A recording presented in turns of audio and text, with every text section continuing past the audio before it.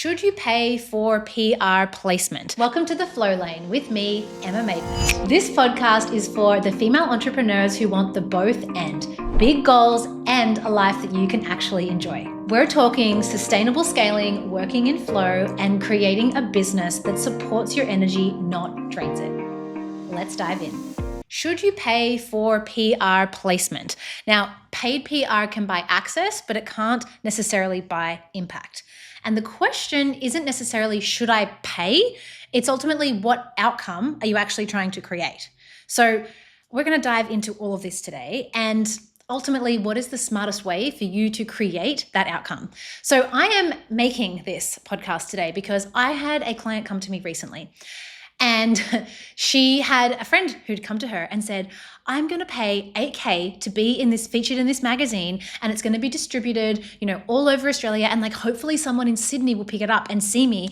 And I'm so excited. And she, who's my client, who's worked with me for a long time and now knows how my brain works, and she's, her brain's kind of working the same.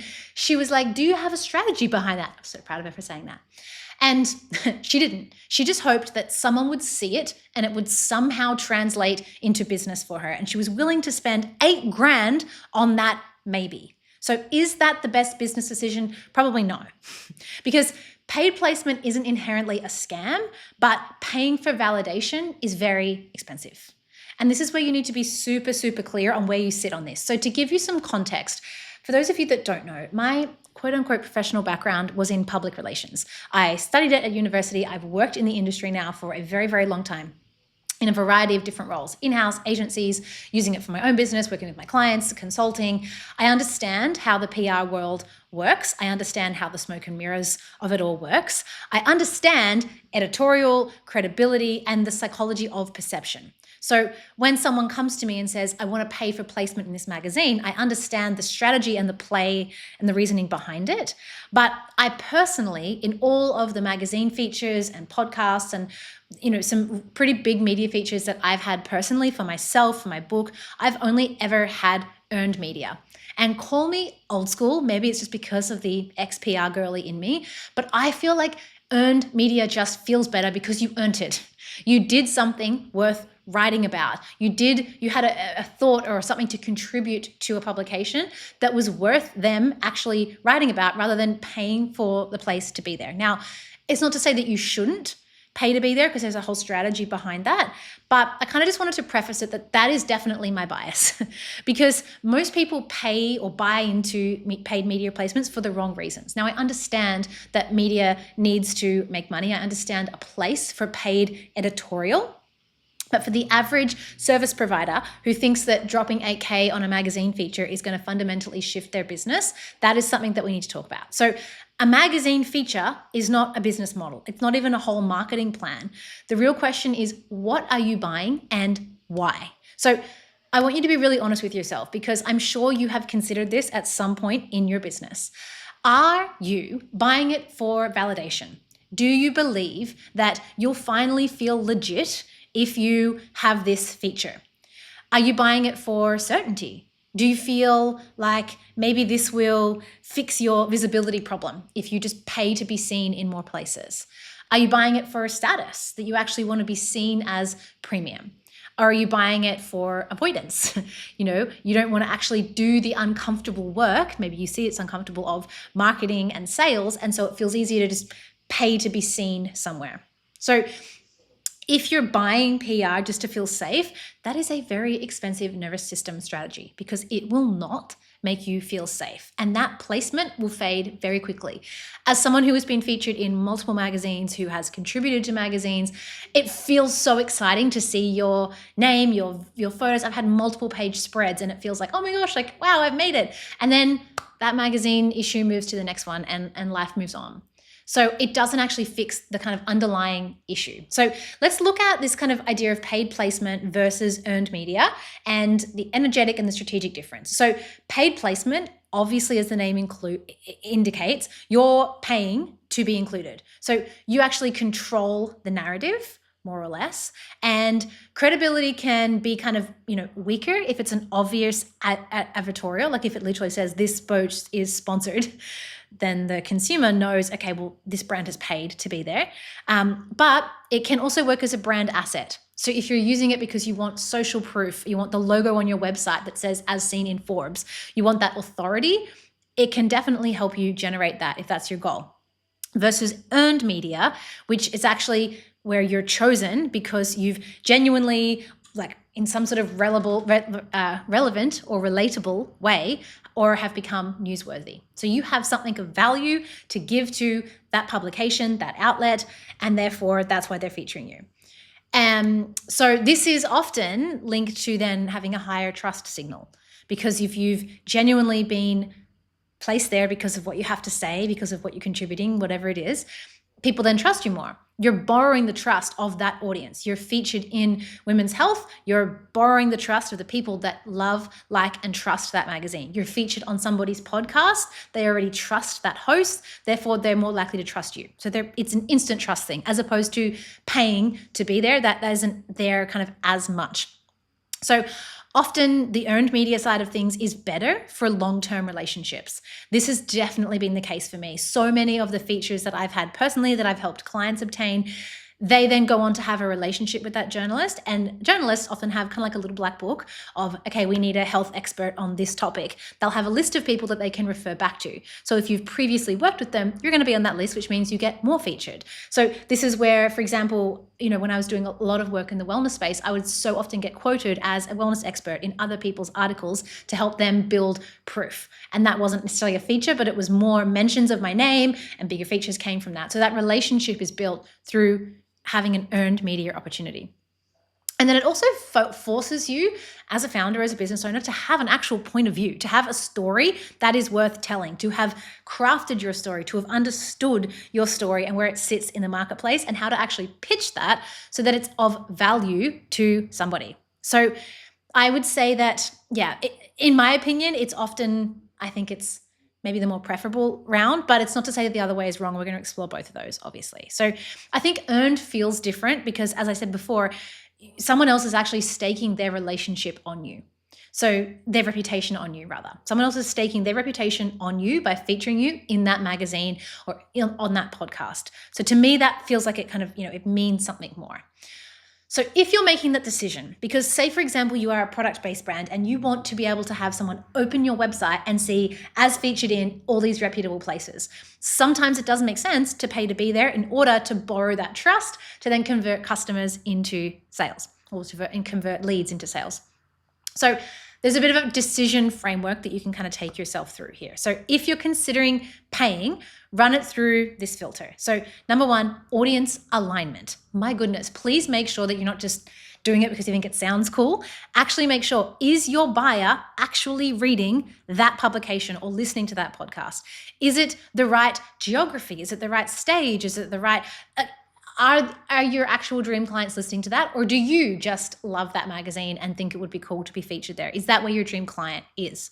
Or is it just a fancy name? So prestige doesn't pay invoices, customers do. So go where your customers are. Number two, outcome clarity. What is the actual intended outcome of this placement, whether it's paid or whether it's earned? Because even if it's earned, you're still giving your time. You're still investing in that publication, in that piece of content coming out. So what is the intended outcome? Are you trying to get leads from this? Are you trying to form a partnership? Are you hoping it will lead to more speaking gigs? Are you trying to make yourself seem more credible because you want to be sitting at a more premium spot in your marketplace?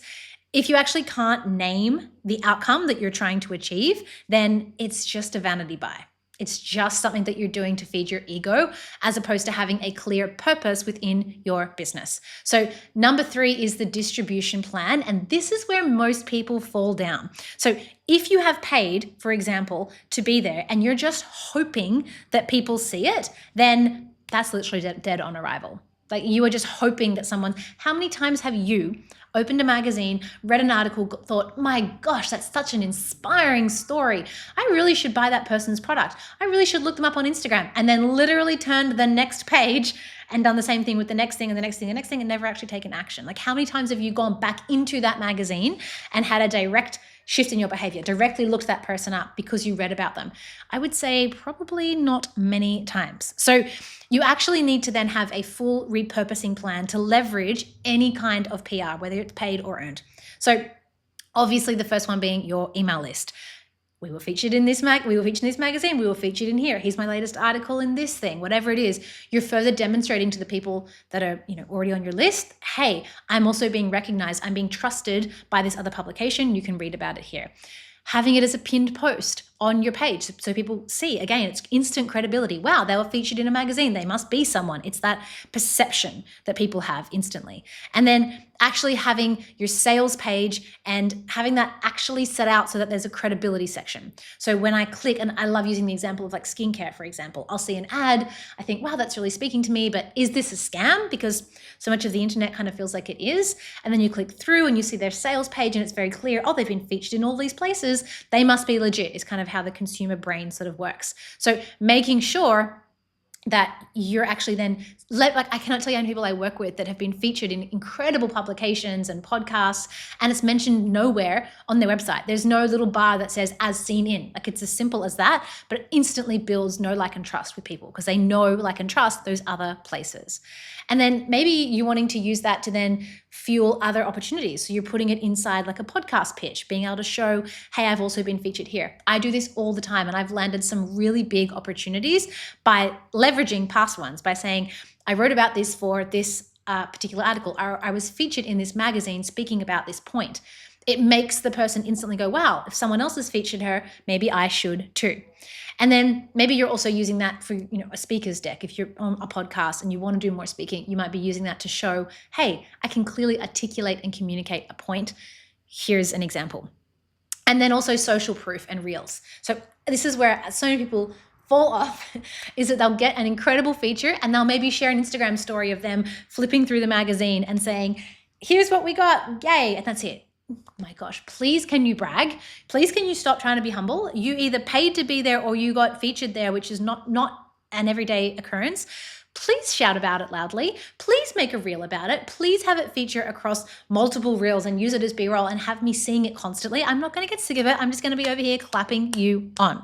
So the feature isn't the ROI. I need you to be very clear on that, because as we just determined, people are flipping through and not necessarily taking action, but the distribution is. How you leverage it afterwards is where you actually make back your money.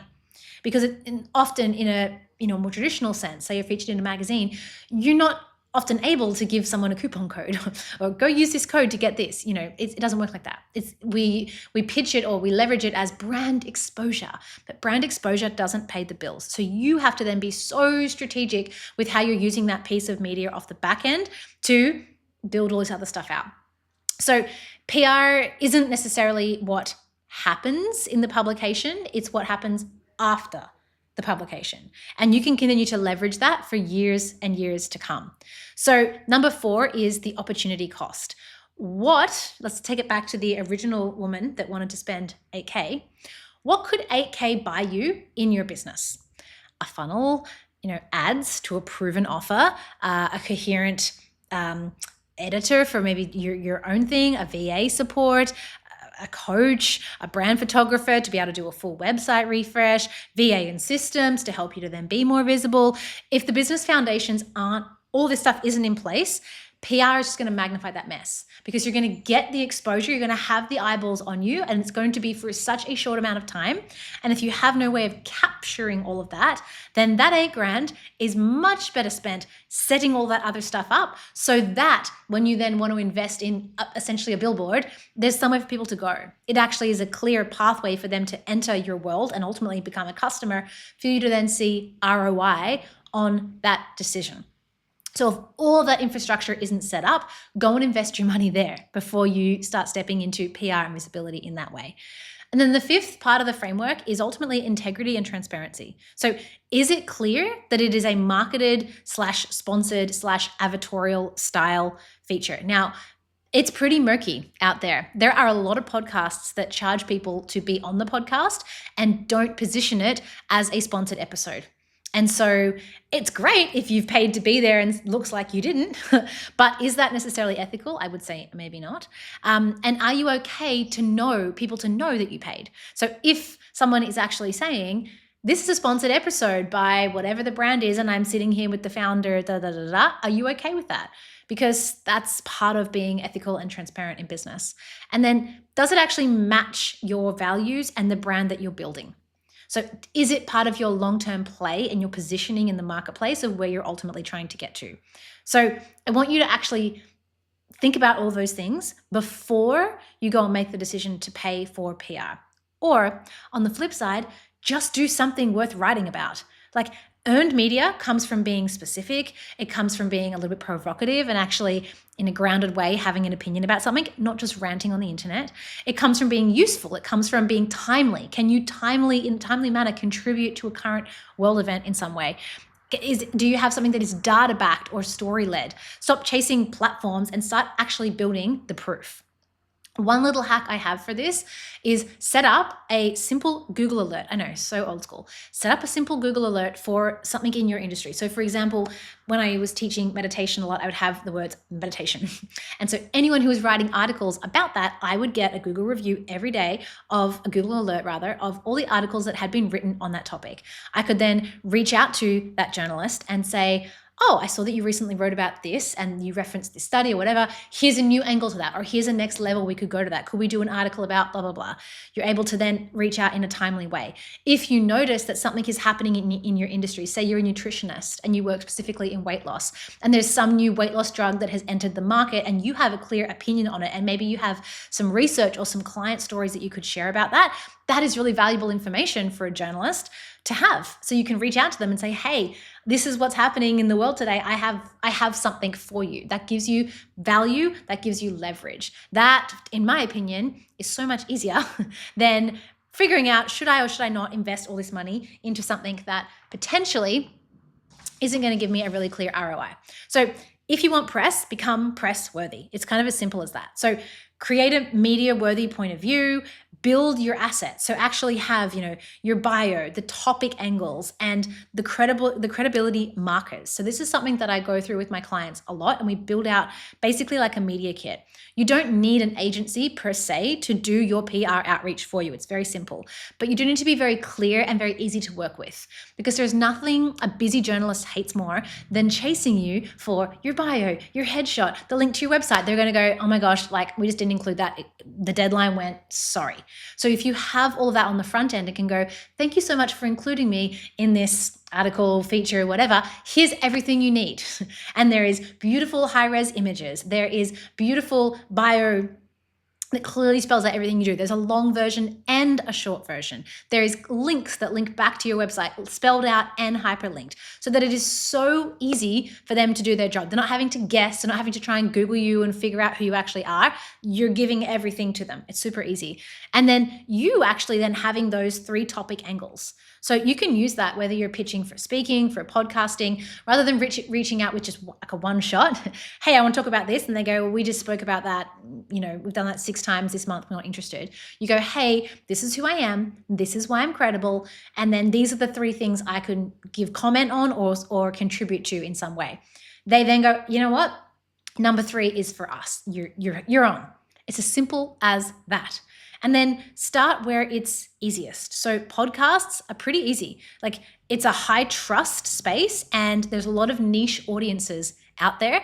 And there's a lot of podcast hosts that do interview style only podcasts and are always looking for guests. You can then do guest articles in magazines or online publications or someone's blog.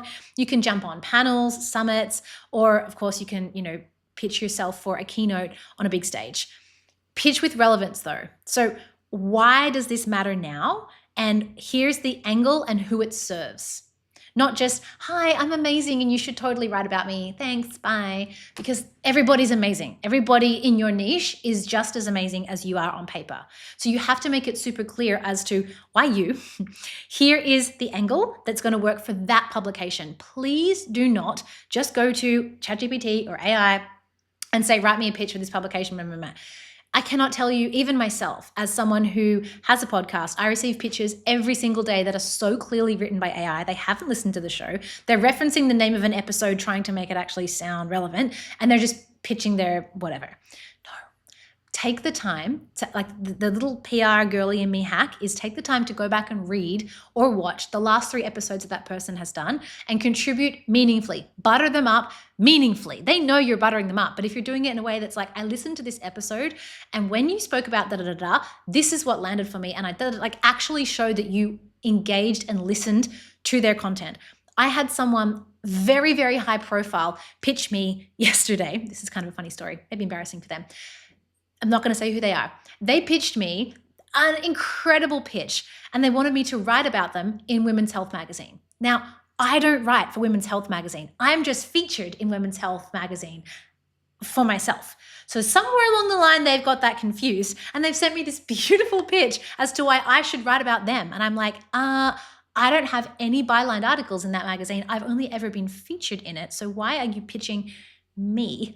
And that just shows lack of research. That shows that they've probably just gone Women's Health magazine and my name's come up and they've found my Instagram and gone, that person, done. We'll send this generic copy and paste pitch to her. Kind of funny, but great example. And it happens all the time. If you take the time to personalize that pitch, you are way more likely to get that person's attention in whether you're pitching podcasts, speaking, or media. So paid placement can make sense if that's your jam. And it can be strategic if it's hyper aligned with your buyer. So not ego aligned, not just because you want to see yourself on the cover of Forbes magazine because you think that's where your customer is. Where is your customer? Maybe they're reading some niche magazine that you've never even heard of, but they love it. Like, do that research and be there. That would be an aligned strategy as opposed to just feeding your ego and kind of getting nowhere. If you have a proven offer and a clear conversion path. So if someone reads that magazine and finds you, it's super clear how they can work with you, how they can enter your world. It's not that they're having to piece together an Instagram account here and some other thing here and try and figure out who you are, because they're not going to do that. No matter how good what they read was, they will not. If it's not so simple for them to contact you, they're not going to. So it also can be useful if you're using it as a credibility asset over a long period of time. So again, you want that little thing as seen in Vogue on your website. If it's actually bundled with distribution you control, so your email list, ads, partnerships, you can run an ad saying, we were recently featured in this magazine, to a cold audience. That's going to make them warmer a lot faster. Or if you're using it as a lever in a bigger campaign, so some sort of a launch or a speaking or a big rebrand, if it strategically fits into that, then maybe it's worth paying for. So paying for placement is only smart if it plugs into a system.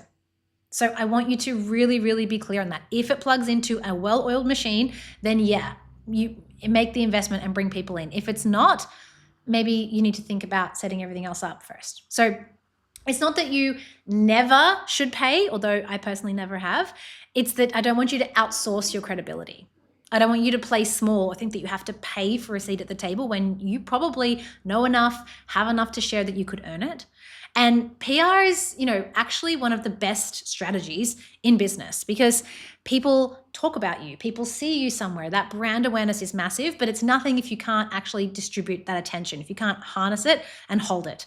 I see it all the time with people that get heaps of features and they're everywhere and they make no money because there's no clear pathway for them to actually do so. So earned media in itself is a byproduct of clarity and consistency and contribution.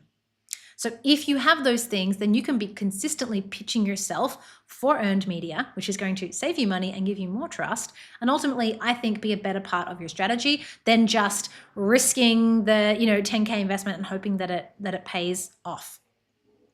So I just want you to think about this. Be so good that they can't ignore you, then make it easy for them to find you. So if you found this helpful and you want to dive into this a little bit more, inside of our free community, I have actually given away my little cheat sheet that lists out exactly how to pitch yourself. I have scripts, I have templates, everything that you can use. I'm going to pop the link to that below and you can grab it for free. I hope you found this helpful and I will be back again with you really soon. Thanks for tuning into The Flow Lane. I'm Emma Maidman.